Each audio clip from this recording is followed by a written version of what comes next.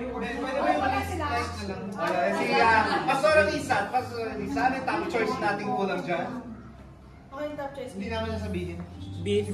Yung beef kasi parang may lasa siyang smoke. Smoky. Na lasa. Tapos, tinignan ko kasi yung ingredients, yung sauce niya, parang hindi mo maisip kung paano niya nagawa yung sauce na ganong lasa. Next-expect ko kasi parang oyster sauce, pero hindi, parang siyang barbecue sauce yung dating niya, na very peppery. Ang ano lang is medyo tough yung beef. Pero siguro na well done masyado yung pagkakaluto. Pero yung congratulations. Na yun lang. Pero yung pagka-smoke niya kasi para to cook it in yung normal skillet lang. Medyo mahirap makuha yung smoke na taste. Pero nakuha niya. Thank you, Pastor Lisa. Bono Horado, Pastor Ernie, top choice na ulam. Since ulit naman ako, pwede na siguro lahat. Pwede. Okay. Marami natin sa one. Pero kami ng comment ni Pastor Aris. Nakabig siya na yung presentation niya parang tinambak lang. No? Pero sa lasa okay. Ang tingin ko dito siya yung escabeche. Ang tawagin. Sa number 2, sa chicken.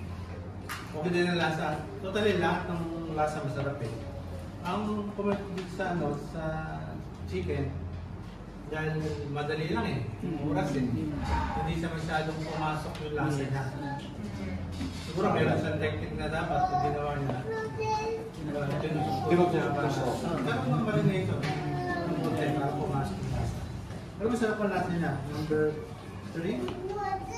Kubay number 3? Pusit. Alam niyo, pusit, paborito ko ito eh.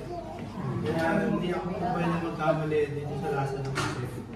Ang napuna ko lang dito, nung tinakain ko rin siya, para siyang powdery. Na ko lang na naluto. Kasi ang pusit, kapag niluto mo naman ng matagal, so, nasobrahan naman siya na bilis na pagluluto. So, yung texture niya parang hilaw. Pero pusit, pwede naman kahit nilang hilawin base dun sa variation niya. Tapos ang presentation niya, nagtaka ako bakit meron separate na Wings. parang ito yung chaser niya, no? Dito sa... Ayos yan. Ito po side dish. Side dish. Ang number 4, siya din sa paborito ko kasi bata pa na ako. Shrimp! Basta paborito nyo talaga. Bata pa na ako, nag-hihipon na kami. So, tinignan ko dyan. Nag-rhyme siya dun sa kulay. Parang kulay carrots lahat. Hinahanap ako sa kung ano pa yung makikita ko ibang kulay. Pero dalawa-tatlo lang eh. Okay? Sa hipon, nasobrahan din siya sa loob. Kaya tumigas. Yan ang sikreto ng hipon. Dito, sa number 5, alam niyo yung sikreto, tulad ng chicken, no? Ang pagluluto kasi ng beef, medyo kailangan matagal dahil kailangan palambutin. Unless na yung klase ng beef eh, wagyu or something na special, mo. Ang sikreto kasi dyan sa... Monterrey yan ba? Ang sikreto kasi dyan para makakain mo siya ng malambot. Yung slice mo siya ng Manilipis at saka against dun sa grain. So pag iniwa mo siya ganyan, hindi siya gano'n. So yun yung makikita mo dyan na tumigas siya. Matigas pa rin siya. Ganda ang grain mo. So hindi mo kumakain ka mo ng steak.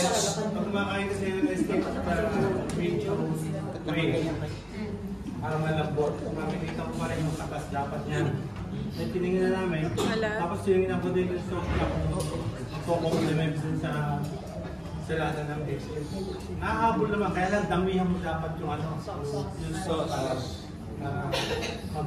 mag-complement yung lasa niya.